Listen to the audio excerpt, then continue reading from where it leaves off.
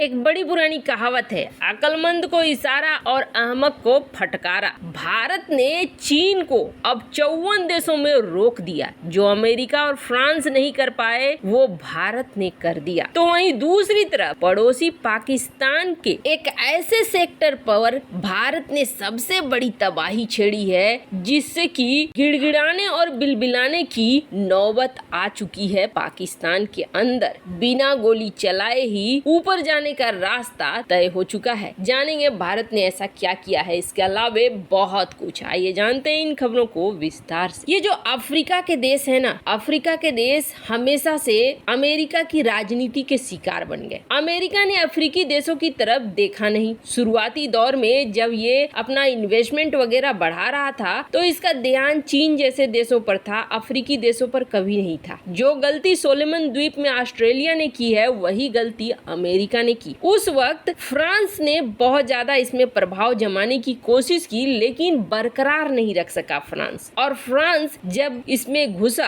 और घुसने के बाद उसने अपने इंडस्ट्री को बढ़ाया, पर फ्रांसीसी प्रोडक्ट महंगे थे और महंगे होने की वजह से उस तरीके से अफ्रीका में फैल नहीं पाए और फ्रांस भी उस चीज को कंट्रोल नहीं कर पाया। फ्रांस का ऑप्शन बनकर नजर आया चीन और चीन ने सस्ते मालों से ठूसना शुरू कर दिया अफ्रीका को। और उसने सबसे पहले चालाकी ये की कि अफ्रीका का जो एक बड़ा देश है जिसे ये मुखिया मानते हैं और एक तरीके से ये काफी पैसे वाला है इन देशों के बीच में, नाइजीरिया, उसे पकड़ा और उसे ही व्यापारिक साझेदार बनाना शुरू कर दिया। लेकिन अफ्रीका को झटका तब लगना शुरू हो गया जब चीन का प्रभाव उसे दिखने लगा कि निगेटिव जा रहा है। जैसे कि युगांडा का एयरपोर्ट वो नीलाम हो गया, कब्जा हो गया उस पर भी चीन का। ऊपर से जो हथियार नाइजीरिया खरीद रहा था वो हथियार बेकार निकल रहे थे, ड्रोन फुस हो जा रहे थे, एयरक्राफ्ट बर्बाद हो जा रहे थे। इसे देखकर नाइजीरिया सहित अफ्रीका के सारे देशों को समझ में आ गया कि चीन हमारे साथ जो कर रहा है वो धोखा है, सिर्फ वो अपना माल बना रहा है, इससे ज्यादा कुछ नहीं कर रहा है। आपको बता दें चीन के ऐसे हालात थे अफ्रीका के अंदर ना, इसके किसी भी प्रतिनिधि के स्वागत के लिए बड़े बड़े समारोह का आयोजन किया जाता था। एकदम से विश जाती थी अफ्रीका की जनता की हाँ कोई आया है। दोस्ती वो बहुत अच्छे से निभा रहे थे लेकिन चीन ने उसे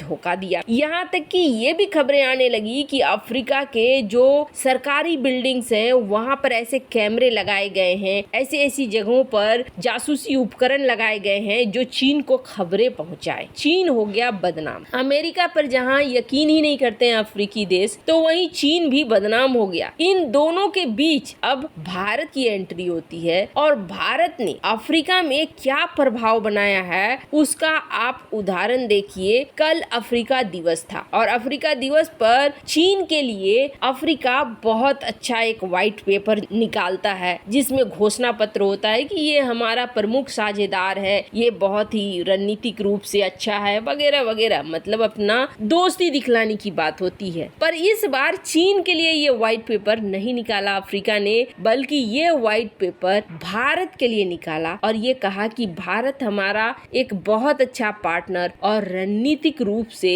सहयोगी है और हम चाहते हैं कि भारत के साथ हमारे रिश्ते बिल्कुल भव्य तरीके से आगे बढ़े। ये एक तरीके से चीन के मुंह पर तगड़ा वाला तमाचा है क्योंकि अफ्रीका अभी भी 54 देशों का समूह है, एक बहुत बड़ा मार्केट वहाँ से निकाल कर बाहर फेंक दिया भारत ने। ये बहुत बड़ी बात है। जहाँ एक तरफ अफ्रीका में भारत ये कर रहा था तो वहीं दूसरी तरफ पड़ोसी पाकिस्तान तबाह हो रहा था और तबाह होने की वजह भी भारत ही है। भारत ने उसे पूरी तरीके से बर्बाद कर दिया। वैसे कहते हैं ना, जैसा करोगे वैसा पाओगे, वही हाल पाकिस्तान का है। पाकिस्तान सुधरने वाली जाति में आता नहीं है। इसका साधारण सा सिंपल सा उदाहरण देखिए। अभी भारत में जो अलगाववादी नेता है यासीन मलिक, उसको उसके कुकर्मों की सजा मिली जिसे उम्र कैद दिखा दिया गया और इस उम्र कैद से जितना परेशानी यासीन मलिक को नहीं हुई होगी उससे कहीं ज्यादा बिलबिलाहट देखने को मिल रहा है पाकिस्तान के अंदर। पाकिस्तान भारत के इस फैसले से बहुत ज्यादा परेशान हो गया है। पीएम शहबाज शरीफ को तो ऐसा लग रहा है जैसे कि रोना आ रहा है। आपको बता दें 2 मामले में इसे उम्र कैद मिली है, उसके अलावे 10-10 साल की सजा मिली है। पाकिस्तान का प्रधानमंत्री का ये कहना है कि यासीन मलिक को सजा सुनाने का मतलब है एक काला दिन आ गया है भारत में। पाकिस्तान का प्रधानमंत्री शहबाज शरीफ बेशर्मी के साथ एक आतंकी को स्वतंत्रता सेनानी बताते हुए ट्वीट करता है और ऐसा ही कुछ पाकिस्तान की सेना भी कर रही है और बिलावल भुट्टो जो पाकिस्तान का विदेश मंत्री है वो भी कर रहा है। आपको बता दें यासीन मलिक के लिए ये यूएन तक पहुंच गया था इसे बचाने के लिए, जो खुद कह रहा है कि हाँ हमने अपराध किया है, उसे बचाने के लिए ये सीमा होती है पार कर देना। ऐसे पाकिस्तान को फिर भी भारत लंबे समय तक आपूर्ति कर रहा था एक क्षेत्र में जिससे यहाँ पर जान बची हुई थी। और ये क्या था आपको बता दें, ये था दवाइयाँ और दवाइयों के साथ साथ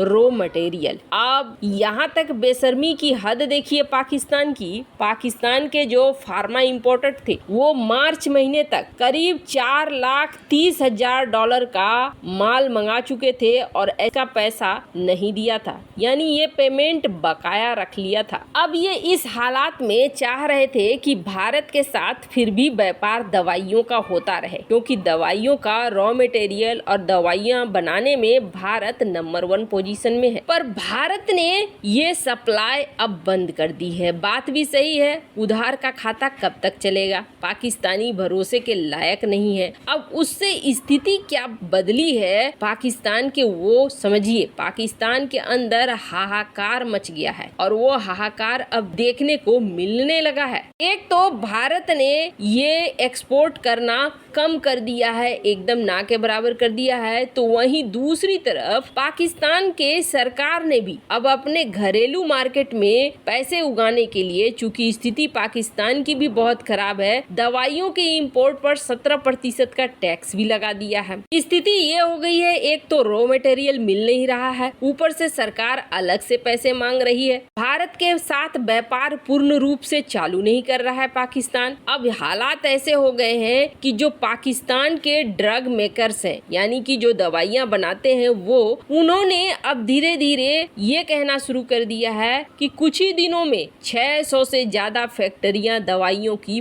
बंद होगी पाकिस्तान में। और हालात पाकिस्तान के अंदर ऐसे हो जाएंगे कि एक मामूली बुखार की दवाई आम इंसान नहीं खरीद पाएगा, ये इतना ज्यादा महंगे हो जाएंगे। अभी अगर सरकार ने इन सारे मामलों पर ध्यान नहीं दिया, भारत के साथ रिश्ते सही नहीं किए और ये टैक्स नहीं हटाया, तो आने वाला समय बहुत बुरा होने वाला है। वैसे आपको क्या लगता है, क्या भारत को दवाइयों की आपूर्ति जारी रखनी चाहिए? इस तरीके से ये बकाया रखते हैं उस आधार पर तो बिल्कुल भी नहीं होना चाहिए। वैसे इस मामले में आपकी क्या राय है, कमेंट कर जरूर बताएं। जल्द मिलते हैं अगले वीडियो में नई खबर के साथ।